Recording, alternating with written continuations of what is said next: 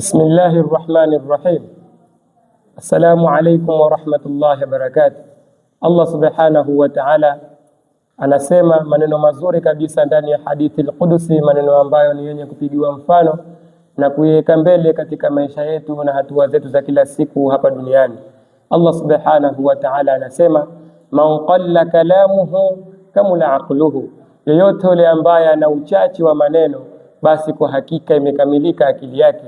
Maneno kama haya Bwana Mtume Muhammad sallallahu alayhi wasallam akaja kuyasisitiza na yeye pia akasema, Allahum rehemu mja pale ambapo anataka kusema jambo lilokuwa sio zuri, akajizuia, basi akapata kusalimika mbele ya Allah subhanahu wa ta'ala.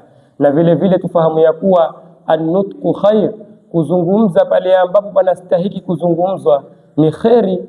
Jambo lolote zuri unapotaka kulizungumza ni kheri, lakini wasukutu salama, lakini kunyamaza pale ambapo unataka kuzungumza ukahisi ya mazungumzo yako hayatoleta natija nzuri, basi ni kusalimika kwako wewe na ni vizuri kunyamaza. Hivyo ndugu zangu katika imani, tuchague mazungumzo yetu na tuchague lile jambo ambalo tunataka kulizungumza. Tukiliona ni baya, basi ni vyema ukakaa kimya na kunyamaza, na tukiliona zuri, basi fabiha wa ni'ma, ni vizuri tukaeneza maneno yaliyokuwa mazuri na yenye kumpendeza Allah subhanahu wa ta'ala na Mtume Muhammad sallallahu alaihi wasallam.